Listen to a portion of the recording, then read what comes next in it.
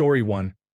I was not there, but several of the bride's friends objected because the groom was notorious for drugging and raping women in college. Story 2. I only read about it, but the funniest part was two lawyers being married by a judge they knew. When the judge reached the part that said, "Does anyone object?" one of their friends jumped up on cue and shouted, "Objection, Your Honor." The judge replied, "Overruled. Sit down." Took a few seconds for the attendees to realize it was a joke. Story 3. She and her father got into a loud argument in the hall outside the church sanctuary. Neither the bride nor the groom wanted to get married. Her father forced them into it. The bride was 16 and pregnant, and the groom was 19. Her father threatened to have him arrested if he did not marry her. I am surprised no one tried to stop it. They married, and the bride and her father had another loud argument after the wedding. The bride and groom did not show up for the reception. Story 4. I ran a wedding disc jockey service for a number of years, so I saw and heard many wild things. I did not see this one myself, but one of my disc jockeys was providing ceremony music at an outdoor wedding. Midway through, a man from across the lawn began yelling that he still loved the bride. The groom and best man approached him, presumably to quiet him. The bride said, "No, it's okay. Let me talk to him and take care of this." She never returned. The venue, food, alcohol, and the disc jockey were all paid for, so the party went on without the bride and her family. Bonus. I worked as the disc jockey at a wedding where the bride switched grooms about 2 weeks before the wedding. She went ahead with an expensive celebration with a completely different man. All the vendors were confused but did not want to ask questions or get involved in the drama. Story 5. She did not come to the wedding, but my mother-in-law called the church a couple of weeks beforehand and asked them to cancel the ceremony. We have been married for 11 years now. She still cannot understand why I do not like her. Story 6. My friend tried very hard to object to her uncle getting married. She was very serious, and her mother had to hold her arm down and cover her mouth. She was 8 and did not want to share her uncle with her soon-to-be aunt. I laughed. Story 7. My friend was the minister at a wedding. When he asked if anyone objected, the bride said, "Actually me." My friend quickly took her to another room to speak with her, and it turned out that the groom had threatened her when she arrived. She was 20 minutes late, and when she finished walking up the aisle, the groom leaned over and whispered, "I'm going to make you pay for this for the rest of your life." The wedding did not proceed. I do not know about other countries, but in Australia the only type of objection that can legally stop the wedding is if you have evidence that one of the parties is already married to someone else. In that case, the celebrant is not allowed to continue. Other objections, for example, "I had an affair with the groom," are dramatic but are not a legal reason to stop the wedding. The couple can of course back out at any time before the paperwork is finalized. Story 8. I tried so hard to be the one who objected. This was many years ago before social media. I started dating the man who sold me furniture. The connection felt effortless. At the end of the summer, he told me he was going to Florida for a week's vacation and then would start graduate school, so our dates would become less frequent. I stopped in to see him in mid-August, and while we were talking, he was called to the store front desk. After he walked away, 2 of his female colleagues came up to me and asked if I knew he was getting married at the end of the month. I was shocked and speechless, and I immediately left the store. He called later to set up a date, and I decided to confront him in person. He admitted he was getting married and that his scheduled trip was actually his honeymoon. I learned his long-distance fiancée lived in a town near my parents. I vowed I would find the church and show up to object so his fiancée would learn exactly what kind of man she was marrying. I called church after church looking for that wedding but did not find it. I still hope he was sweating his ass off in fear. Story 9. My cousin was the bride. Her estranged father had not been in her life since she was 12. He tried to reconnect when she was about 22 and it went extremely poorly. He stole from her when she was already broke. She was finally getting married around 30. No one had seen or heard from him in 8 years, but he showed up, sat in the back, and did not bother anyone. He was the most well-behaved he had ever been in his life. Then the officiant asked if anyone objected to the union. He shouted that he had a reason. There were audible groans from family. My dad and a few uncles quickly got up to remove him. He shouted that he had not blessed the union and that he was supposed to give her away. He became abusive, calling the groom spineless and his own daughter a whore on her wedding day. It was a rough one. Story 10. At my wedding, our officiant, with our prior approval, said that if anyone had any objections, they had been engaged for a year, had already had their chance, and this was not the time. Story 11. My friend was going to object to the marriage on the recommendation of a pastor, but ended up not doing so because we called it off 3 days before the wedding. She was cheating on me and asked if we could still have the wedding but not sign the marriage papers. It has been 3 years, and I am still broken because of it. Story 12. Not me, but my uncle. The groom's ex stood up, said, "You know what you did," and walked out. There was no explanation and no follow-up. The ceremony continued. It has been 11 years. Nobody has ever asked. The marriage is still going strong. We will die not knowing. Story 13. I was pretty young when my cousin got married and I wasn't paying attention. Suddenly my uncle jumped up and ran toward the groom. I thought he objected to the marriage. It turned out he was the first to notice the groom was about to faint from the heat and was trying to catch him. Story 14. My dad caused a huge scene at the wedding. He did not object to the marriage. Instead, he said his children owed him several years of work and repayment for raising us. He is not poor and lives a typical middle-class lifestyle, but he insisted on back pay. It was a huge embarrassment. He had done the same thing at my sister's wedding. While we were at the altar, he began snapping and had to be calmed and restrained. Story 15. This was not an I object interruption, but I have seen someone completely derail a wedding ceremony. We catered a wedding about a year ago where no cell phones or photography during the ceremony. Please was specifically requested. And there was one family member who decided the rules did not apply to her and ruined the entire ceremony.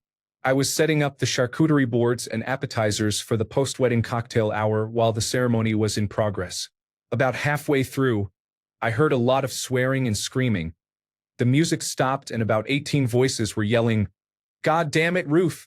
A bent-in-half selfie stick came flying over the wall separating the ceremony area from the reception hall and landed in the fountain next to me. Apparently Aunt Ruth was the type who said, "I do what I want," and had caused scenes so often that the ushers were instructed to confiscate her phone as soon as she pulled it out and, if necessary, quietly escort her out, because she would throw a tantrum if told to put her phone away. But the ushers did not get the chance. She pulled out her phone and started recording, then took out a selfie stick and tried to film with it. She could not see her phone well that way, so she stood on her chair and leaned to get a better angle. She fell, smashed into 5 other guests, broke 3 chairs, gave someone a deep gash on the head, and nearly crushed her 6-year-old grandniece. The ceremony was derailed because she could not keep her phone in her purse for 20 minutes. All because of Ruth. Story 16. My maid of honor grabbed my arm and said she would get me out of there if I wanted to leave right before I walked down the aisle. I seriously considered it. I should have listened. Story 17. Not my story, but widely circulated among family. After the stepfather walked the bride to the altar, the biological father stood and said she cannot marry him. He is her half-brother. Chaos ensued. Story 18. In many church denominations, when a couple was getting married, they were required to have the priest or minister read the banns, announcing the upcoming marriage from the pulpit each Sunday for about 3 weeks before the wedding to allow anyone to object on legal grounds. Practices varied, but this continued until around the 1970s.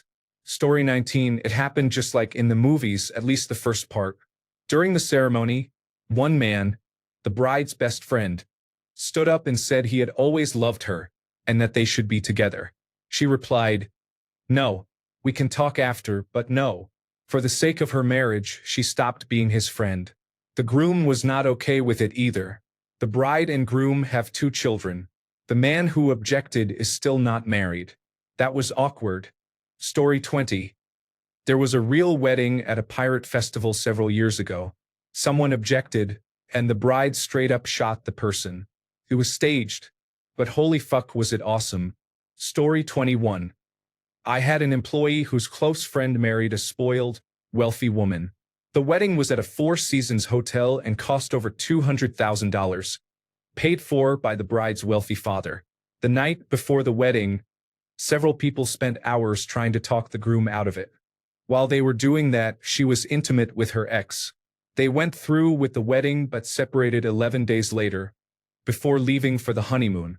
She married the ex a year later and became pregnant immediately, but they had separated before the baby was born.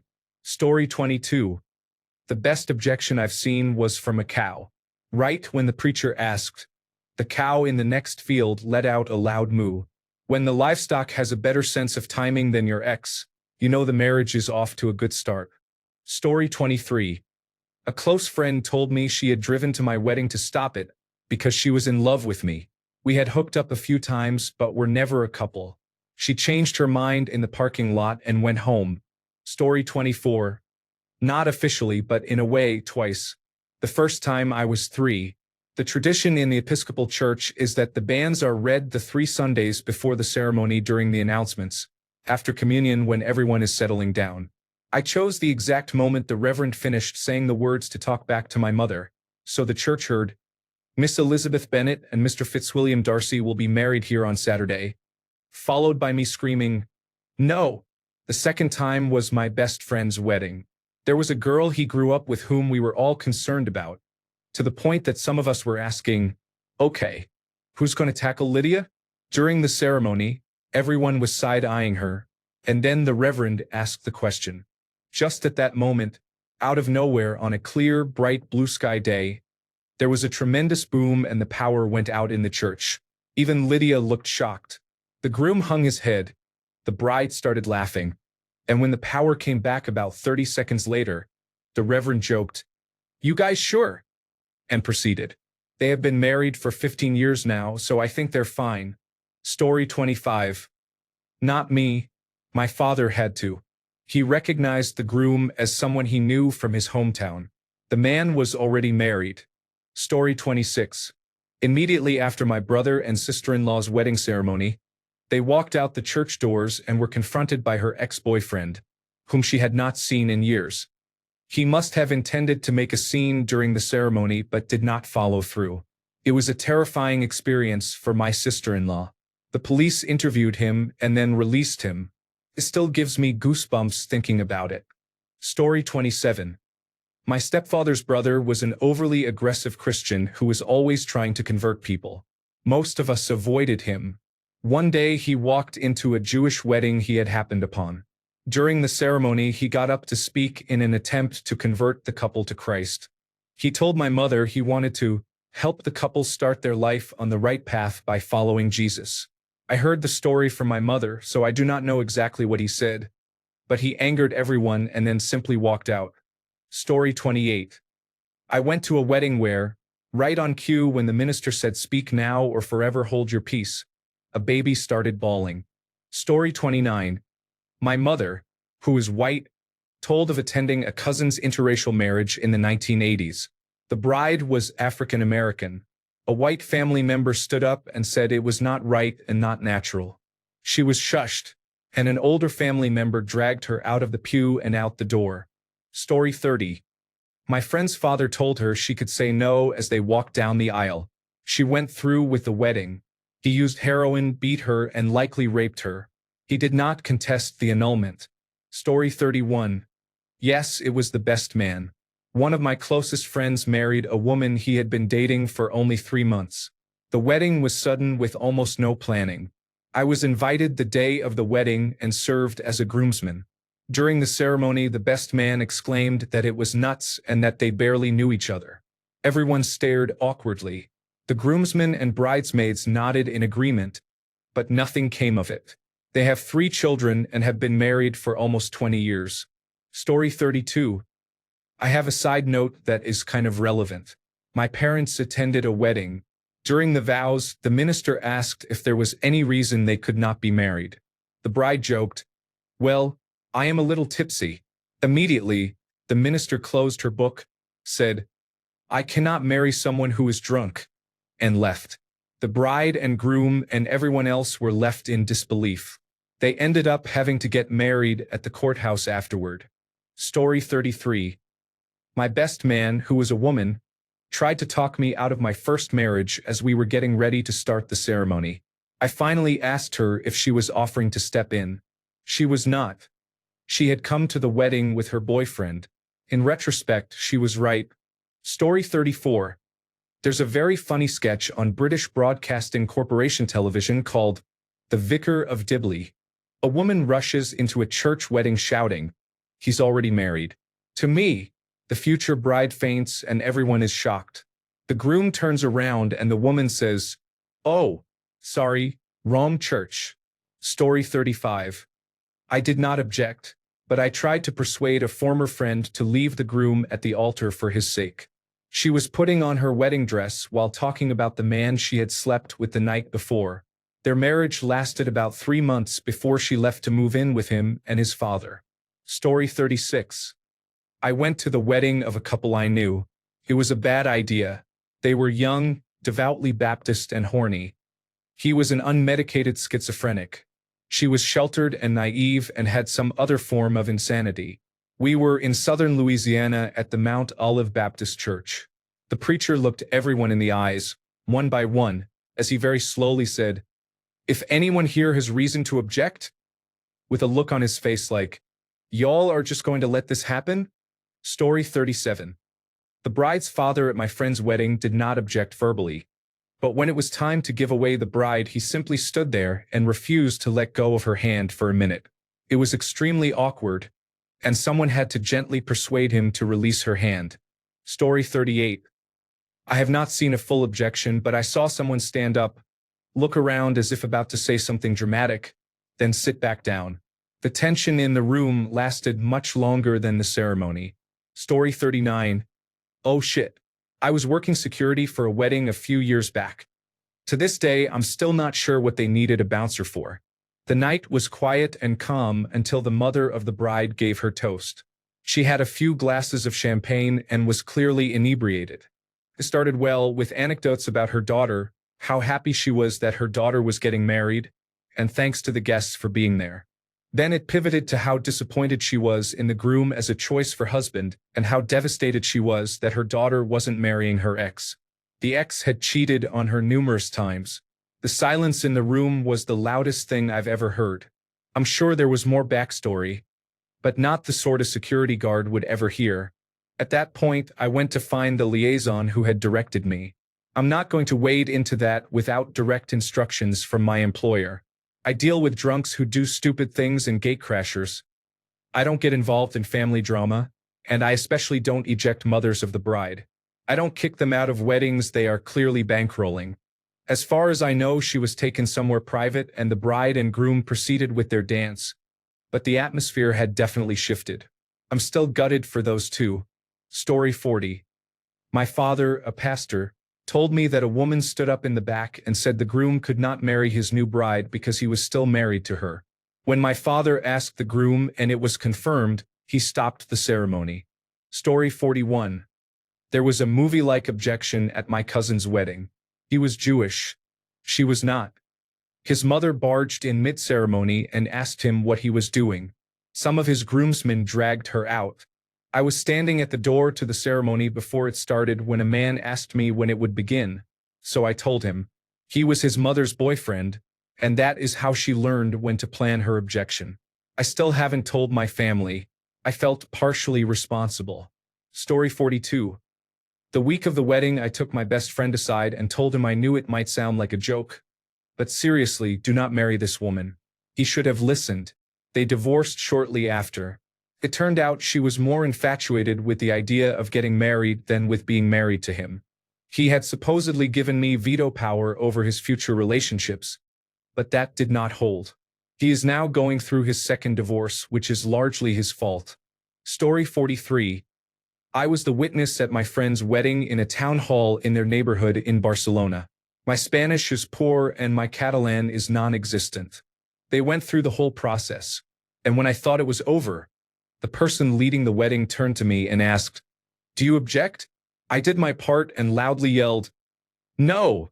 100 people stared at me in shock. My friend leaned over and whispered, "Say see." So I yelled, "See." Everyone laughed and the ceremony continued. I still don't know what they asked, but I'm happy they are married. Story 44. Yes, it happened to me. A woman I knew well, but had never dated, shouted that I should marry her instead. A lot of shenanigans followed. I should have listened to her. Story 45. The groom was already married, and his wife found out, so she interrupted the wedding. Story 46. I haven't seen it happen, but I had an ex who married the next man she dated. Years later, she told me that the whole time she had been waiting for me to show up and stop it. I guess she is still toxic to this day. Story 47. At a friend's wedding, the officiant had not even reached the "if anyone objects" part before a man stood up and began professing his love to my buddy's fiancée, with tears streaming down his face. They both knew he was there but had no idea he would do something like that. Apparently they had dated for about 2 years and he never got over her. A few of our friends grabbed him and escorted him away. The venue was an outdoor winery, so we watched him slowly walk all the way back to the gravel parking lot, about a quarter-mile away. Story 48. Not me, but a friend who is an opera singer is regularly paid to sing at weddings and has attended countless ceremonies in her career. She told me that once the vicar asked whether anyone objected, and a man at the back of the church replied that he objected because he and the groom were lovers. Story 49. As a palate cleanser from all the sad stories here, I got married during the coronavirus disease 2019 pandemic. There was no "is there anyone who objects" moment, but the celebrant almost stopped the wedding. Everyone else was on Zoom. It was just my parents, great aunt, and godmother present. Our original celebrant from the registry office caught coronavirus disease 2019. So on the morning of the wedding, we had a new celebrant who said she had all the details from the previous one. During the vows, she used the "obey" part that we had asked to be removed. When I say my family dissolved into giggles, I mean it. The celebrant was very confused, and because the person running the Zoom had muted us all, anyone on Zoom only saw the celebrant getting a bit agitated while my family doubled over laughing. The celebrant briskly asked if there was a problem and whether we needed to stop the wedding. I said we had asked for the "obey" part to be left out, and she finally clued in, but for a moment she was really going to stop the wedding. My family laughing and saying, "Those are vows the bride will never keep," threw her off for a minute or two. Once she heard our personal vows, I think she understood that I was not, in fact, obedient wife material, and it was laughable. Story 50.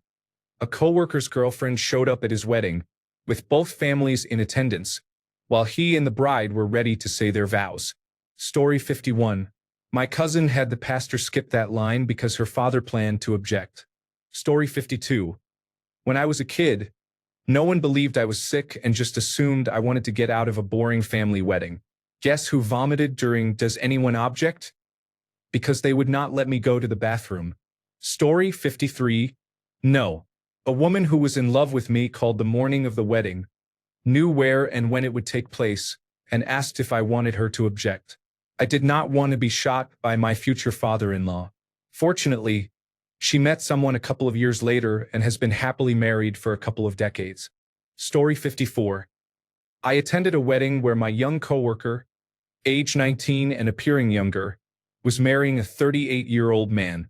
The ceremony was interrupted when his 2 teenage daughters arrived with documents showing his conviction for sexually molesting them when they were young children. She did not back out. She married him anyway. Story 55. This did not happen at the wedding itself, but I had been supposed to be a bridesmaid, and the groom was awful. He had my friend working 60-hour weeks so they could send his child from a previous relationship to a good private school, and he never seemed to cherish her as I thought he should. I knew he flirted with other women, but it was the early 2000s and people often dismissed that behavior. About a month before the wedding, he cornered another bridesmaid, who had her own fiancé, and attempted to kiss her. Then, at the shower, I saw him grab her butt and she became upset. I approached her and she told me what had happened earlier. We sat down with all the bridesmaids and none of them wanted to do anything. They said he was a good guy and probably had cold feet. Everyone in my life told me to mind my own business and that I would lose her as a friend. Initially, I told the bride that I could no longer be in the wedding. Of course, she needed to know why, and I told her everything. She was one of the kindest people I had ever known, and I was furious on her behalf. At my apartment, the other bridesmaid, the bride, the groom, and I confronted him. He tried to deny the attempted kiss at first, but when I mentioned the butt grab at the shower, in front of my friend's entire family, the disrespect was exposed and he broke down. The bride had a nervous breakdown, was briefly hospitalized, and her family lost a lot of money on the planned wedding. As everyone warned, she did not speak to me for years. It was worth it. Years later, a very drunk but sweet man came up to me at a bar and introduced himself as her new boyfriend. Someone had pointed me out to him. He thanked me, telling me how lucky he was and how kind and beautiful she was, and that he would never hurt her like that. That is what she deserved, and I was glad to have paid the price. We were never really that close again, but she is married to the kind man. He does not have a drinking problem.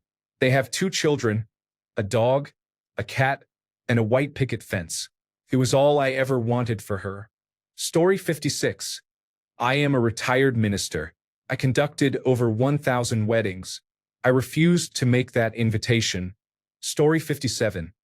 I was at a wedding when a 3-year-old piped up, "I have to go to the bathroom." Story 58. I did not interrupt the ceremony, but I went to coffee with a friend and asked her not to marry him. They had been in a tumultuous relationship for years, with cheating and financial problems. To make my point, I refused to attend the wedding. I was one of her best friends, and people noticed I was missing. I did this because I believed a true friend should be honest. We did not speak for months, and I felt I should apologize. She agreed to meet me for coffee and told me she was getting a divorce less than a year after the wedding. Story 59. Yes, it was at a small wedding. When the officiant asked the question, one of the bride's relatives quietly stood and said they could not support it. Everything stopped. After an awkward silence, they were asked to step outside, and the ceremony continued, but the mood was never the same. Story 60. My mom keeps telling the story of the first time I attended a wedding. It was her friend's wedding. I must have been around 3. Before the ceremony, someone must have explained to me how marriage ceremonies work, because when the minister said, "Then say, 'I do,' I loudly proclaimed, 'But you can also say, 'I don't.'" Everyone, including the bride and groom, thought it was funny and adorable back then. They are divorced now, though I don't know why. Story 61. I wasn't invited to my sister's wedding because they were worried I would object. I didn't even know it was happening until a family member called me about half an hour before to ask me questions. Story 62. I was sought out by a friend's spouse-to-be. They asked me not to attend and not to object to their wedding. They knew I knew they were abusing my friend and were not going to stop. I followed up with my friend, who also asked me not to object. Story 63. Not an objection, but definitely an unexpected interruption at my aunt and uncle's posh church wedding, which seemed luxurious to us in the late 1980s. The bride was walking up the aisle, looking radiant. The organ music swelled dramatically, and my little cousin, a male about 6 years old at the time, asked loudly, "Is that God playing that fucking piano?" We were a classy bunch. On the private hire coach, halfway to the location, my grandmother yelled at my grandfather that he had forgotten to put his fucking teeth in. Story 64. My husband has a couple of friends and family who were middle-aged children. Does anyone object? Line was not included in the ceremony for that reason. I honestly would never have forgiven any of them, even if they thought it was a hilarious joke. Story 65. I do not know of any. I was the best man at my friend Mark's wedding, and when the priest asked the crowd that question, he added, "I promised Mark I would not wait very long." And then he jumped straight to the next part. Story 66. I was a groomsman at a wedding during a raging thunderstorm that occurred in the middle of a full Catholic wedding, Massachusetts. The priest reached the part of the ceremony and asked if there were any objections from those present. Thunder and lightning struck, and the lights went out in the church. There was darkness for a couple of seconds, and I could hear murmuring from the wedding party and the guests. When the lights came back on, the priest looked toward the heavens with a disbelieving expression. The bride was either oblivious or dissociating, and the ceremony continued. About a year and a half later they divorced. The bride had cheated on the groom. Story 67. Not an objection, but I was in my friend's wedding. Her mother died when she was young, and there were many homages to her, so things were heavy and emotional. During the vows, since I was a bridesmaid at the altar, I noticed a fly on the groom's cheek and could see him trying not to react. Suddenly the bride reached across and slapped him. She said, "There was a fly!" And everyone started laughing. It broke some of the heavy tension. Story 68. Not a wedding but an ordination. My wife was ordained an Episcopal priest at a time when there were still places that did not accept the ordination of women. At the rehearsal the liturgist said, "At this point I will ask if there are any objections. I expect none, but if someone does object we will stop. The objector and I will leave by the side door. I will return alone and we will proceed." Her 30th ordination anniversary is in March. Story 69. I have seen people object before the ceremony, and they were right. 1. My grandmother objected to my aunt getting married. She tried everything in her power to stop her. The man did not have a job, his family was involved with shady people, and my aunt had not finished her education. 2 years later she showed up with a baby in her arms because she found out the man had cheated. My grandmother said, "You made your bed." The man has cheated at least once more and had a child outside the marriage. My aunt is still there. 2. Someone from my grandfather's family objected. The child's father was in jail. His family was against the marriage.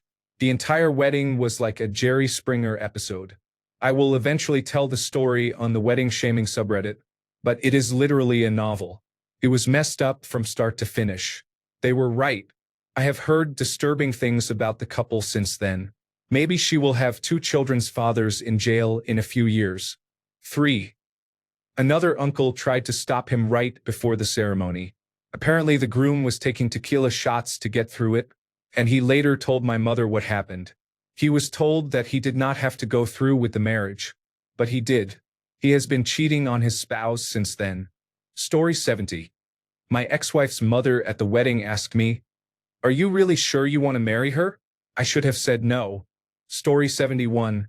We did not have anyone seriously object, but we did have to ensure the pastor removed it from the script because they would have. Story 72. At my aunt's wedding, she had been seeing someone for years, but the relationship did not work out. Her former partner showed up and disrupted the celebration. She married in the end, but it was an unpleasant moment for everyone. Story 73. Not serious, but at my stepbrother Jimmy's wedding one of his best friends objected. He said, "I can't let you do it. It wouldn't be right." Then he and another friend walked up to the altar, tied Jimmy's shoe, fixed his collar, and said, "Proceed, Reverend." Story 74. Laughing out loud.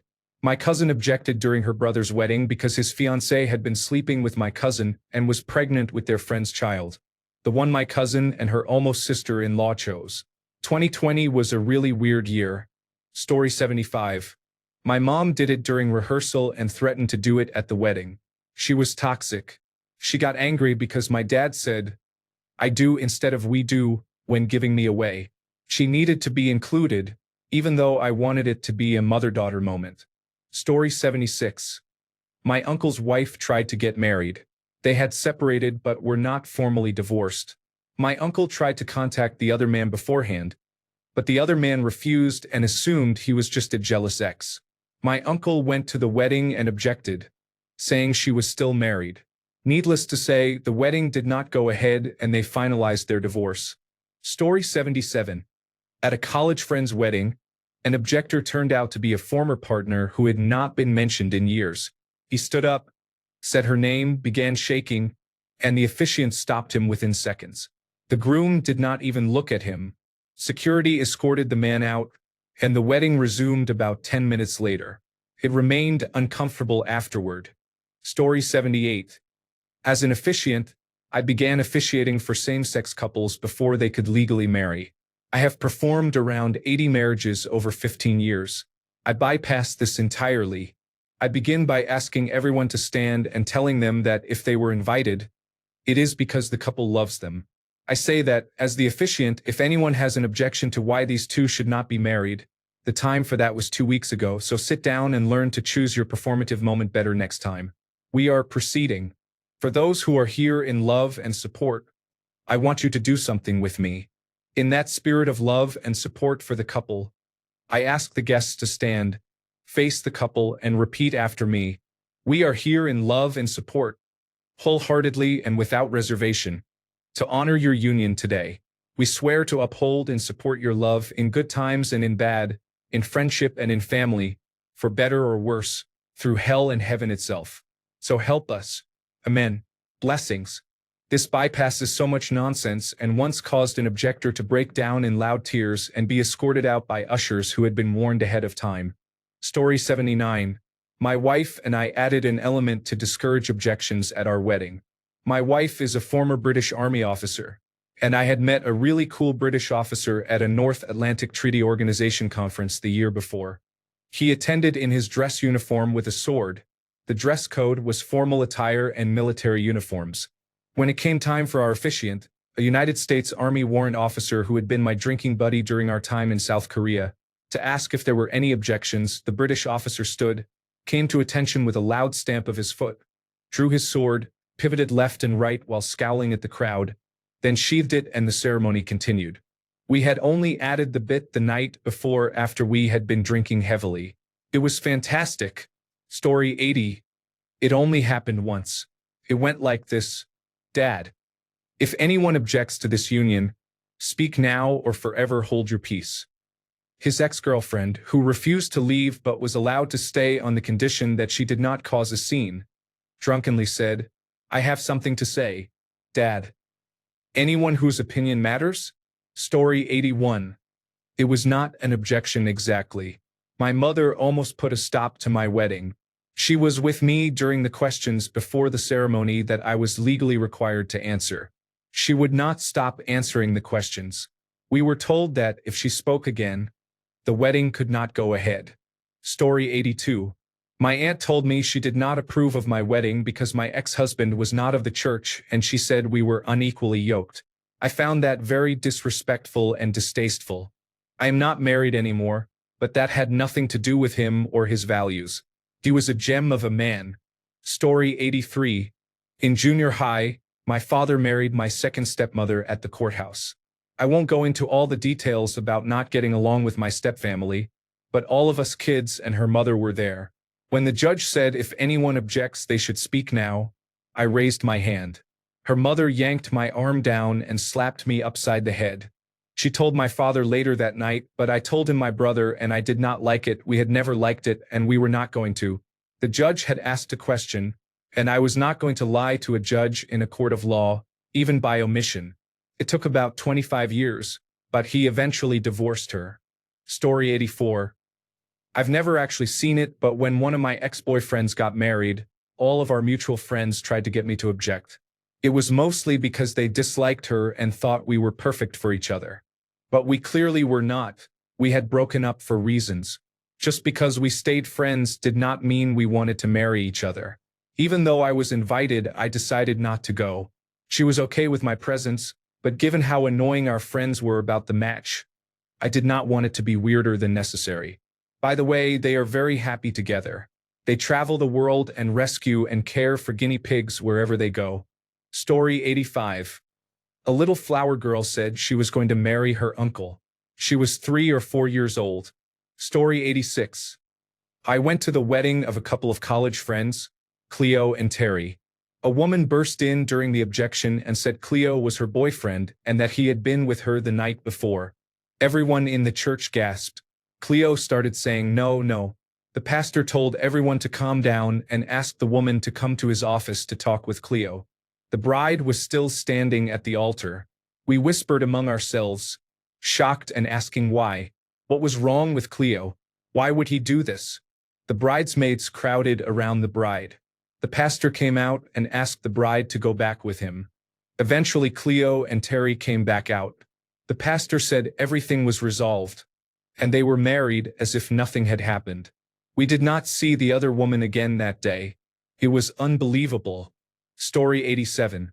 My mother was at a wedding in the 1970s when a man walked in and asked to speak with the minister just before the ceremony began. He said the bride had been living with him for the past 2 years. He was not vindictive but did not want the groom to be hurt in that way. The wedding did not proceed. The groom was heartbroken but relieved, and the bride returned to live with the other man. It was strange. Story 88. The fact that objections are so rare makes sense. Most people who feel strongly enough to object either raise the issue beforehand or simply stay away from the wedding. Those who do object are usually dealing with something serious: affairs, abusive behavior, or major financial problems. Story 89. Yes. The groom's wife objected. Turned out he was married and had never divorced. The bride did not know he had ever been married. Story 90. At a friend's wedding in my hometown, the bride's ex-boyfriend stormed into the ceremony. He did not try to stop the wedding. Instead, he loudly berated the bride in front of everyone, listing her faults and asking why she had left him to marry the groom. Story 91. We are caterers. One bride's brothers did not like the groom. They got him drunk and put him on a plane. He missed the wedding and the couple never married.